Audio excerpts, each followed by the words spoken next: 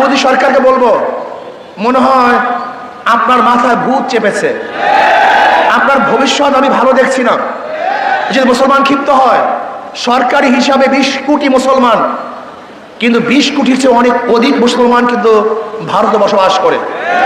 আল্লাহ পাকের শুকর, মুসলমানের সেটা শক্তিশালী, কিন্তু মুসলমানরা কিন্তু সেই দেশটাকে নিজের দেশ মনে করে। তারা এই কথা মনে করে না যে ভারত অন্য কারো দেশ। ওই দেশে তারা থাকতে চায়, ওই দেশে তারা মরতে চায়, ওই দেশের উন্নয়ন করতে চায়। তারা মুনাফিক নয়, তারা দেশকে বিক্রি করতে চায় না। কিন্তু আপনারা যারা দেশকে ধ্বংস করার চক্রান্ত করতেছেন, যদি মুসলমান জাগ্রত হয়, শুধু মুসলমান না, ভারতের হাজারো দেশ প্রেমিক মানুষ আছে যারা মুসলমানদের সঙ্গ দিবে, মুসলমানদের সাথে একসাথে কাজ করবে, মুসলমানদের সাথে একসাথে আন্দোলন করবে এবং মোদী সরকার উৎখাত করে ছাড়বে ইনশাআল্লাহ। আমি জাতিসংঘকে বলবো, বিশ্ব মানবাধিকার সংস্থাকে বলবো, মুসলমানদেরকে যে নির্যাতন করতেছে আপনারা কি দেখেন না? আপনাদের চোখে পড়ে না? মুসলমানের নির্যাতন বন্ধ করেন, নয়তো এমন সংগ্রাম, এমন আন্দোলন শুরু হবে যে আগুন জ্বলবে, যে আগুন নিভাবার ক্ষমতা কেউ রাখবে না। আর বাংলাদেশের কথা বলতেছি, নারী নীতি, ওটা নারী নীতি নয়, বেশ্যা নীতি। আমি প্রথম যখন ইউনূস সরকারের সাথে দেখা করতে গেছিলাম, এই আমার সামনে আছে আমাদের মহাসচিব, যুগ্ম মহাসচিব, অনেক কথাবার্তা বলার পরে আমি স্পেশাল বলেছিলাম, জনাব, কোন অবস্থাতেই পাশ্চাত্যদের কোন আদর্শ, নীতি, সংস্কৃতি আমাদেরকে চাপিয়ে দেবেন না। আমার আগেই সন্দেহ ছিল, আমি আগেই সন্দেহ করতাম, ইউনূস সরকারকে আমি আগেই সন্দেহ করতাম। এই লোকটা তো এনজিওর লোক, এই লোকের চারপাশে তো বিশ্বারা আছে, বড় বড় লুচ্চারা আছে, বড় বড় ধর্ষকদের বসে আছে। আমি একজন প্রথম বলেছিলাম, পুরাণ প্রেম ভোলা যায় না। ইউনূস সরকারের সাথে যেই ওই পতিতাতার সম্পর্ক, এই সম্পর্ক সে ভুলতে পারে নাই। এই জন্য আমি প্রথমেই বলেছিলাম যে খবরদার, বিদেশে কোনো অপসংস্কৃতি আমাদেরকে চাপিয়ে দেবেন না। তখন তিনি হাসি দিয়ে বলেছিলেন, না না না না না না, আজকে আমাদের মা বোনদেরকে আপনি বিশ্বা বানাবেন, আমাদের মা বোনদেরকে খানকি বানাবেন, আমাদের পুরুষদেরকে লুচ্চা বানাবেন। বলতে পারেন, হুজুর যৌনকর্মী বললেন না কেন, যৌন শিল্পী বললেন না কেন, পতিতা বললেন না কেন, এই খারাপ শব্দ ব্যবহার করলেন না কেন? বলতে পারেন।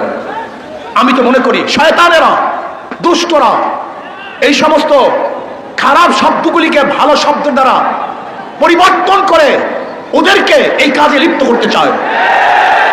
সমাজের মধ্যে শব্দগুলি কেন আসছে? সমাজের মধ্যে শব্দগুলি কেন সৃষ্টি করা হয়েছে? সমাজের মধ্যে খারাপ শব্দগুলি কেন চয়ন করা হয়েছে? চোরকে আপনি কি বলবেন? ডাকাতকে কি বলবেন? খুনিকে কি বলবেন? ধর্ষককে কি বলবেন?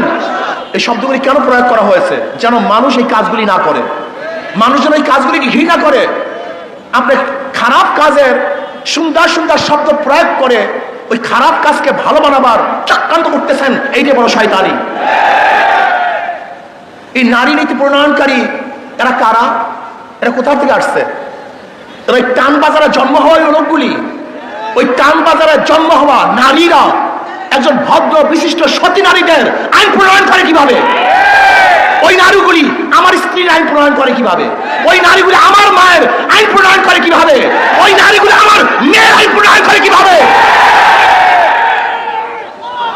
আমার মেয়ে সতী, আমার স্ত্রী সতী, আমার মা সতী, সে একজন নারী।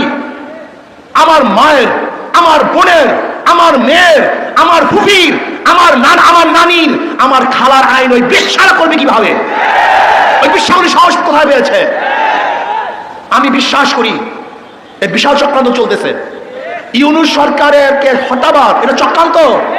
সবগুলি ভারতের দালাল, এই সবগুলির সাথে ক্যালকাটা সংযুক্ত আছে, সবগুলির সাথে ক্যালকাটা সংযুক্ত। আপনি দেখুন, কোন অবস্থাতেই বাতিল নয়। এই প্রস্তাব দেওয়ার সাহস কিভাবে পেয়েছে বাংলাদেশে?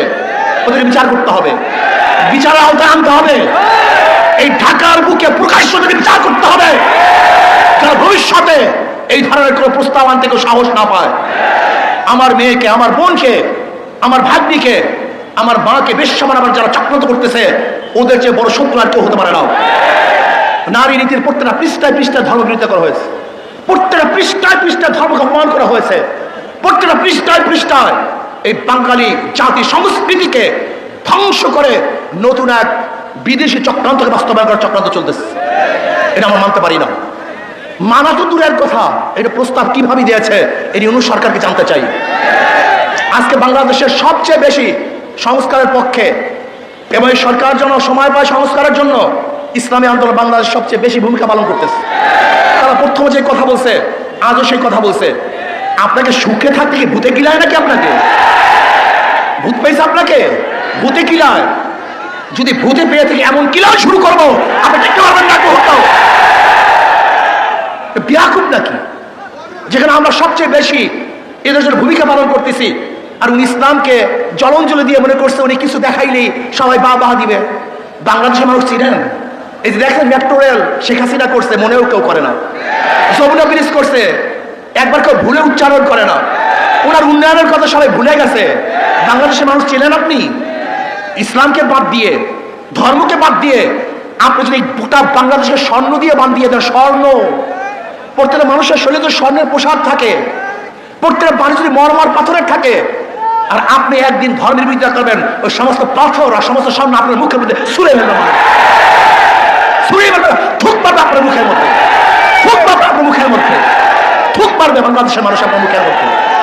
আপনি ভেবেছেন আমরা সবাই আপনাদেরকে খুব সাহস যোগাই, প্রশংসা করতেছি। যারা প্রশংসা করে তারা বদনাম করতে সময় নেবে না, যারা তারিফ করে আপনাকে গালি দিতে সময় নেবে না। খবরদার, ওই বেশ্যা কমিশনদেরকে আইনের আওতায় নিয়ে আসেন, ওদেরকে বিচারের আওতায় নিয়ে আসেন। আমি অভদ্র ব্যবহার করতেছি, অভদ্র ভাষা ব্যবহার করতেছি অভদ্রতার জন্য। এখানে আমি কোনো সুভদ্র ভালো ভাষা ব্যবহারই করতে চাই না। প্রিয় ভাইয়ের আমার, আজকে বাংলাদেশে নিয়ে গভীর ষড়যন্ত্র চলতেছে। কেউ নির্বাচন সংস্কারের বাহিনী নির্বাচন হবে না, আগে সংস্কার হবে তার নির্বাচন হবে।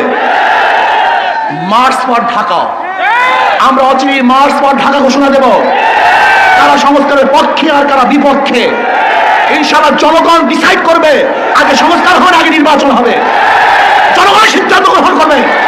অচিরে আমরা মার্চ ফর ঢাকা, আগে সংস্কার হবে তারপর নির্বাচন হবে। সংস্কারের বাহিরে বাংলাদেশের মানুষ কোনো নির্বাচন মানবে না। ডাকাতি নির্বাচন এবং প্রশাসনের নির্বাচন, অগ্রহণযোগ্য নির্বাচন বাংলাদেশের মানুষ মানবে না, মানতে পারে না। এর জন্য ইনশাআল্লাহ অচিরে মার্চ পর ঢাকা ঘোষণা হবে। রাজি আছেন ইনশাআল্লাহ সবাই? আর আমরা টেস্ট কেস হিসাবে প্রথমে স্থানীয় নির্বাচন চাই।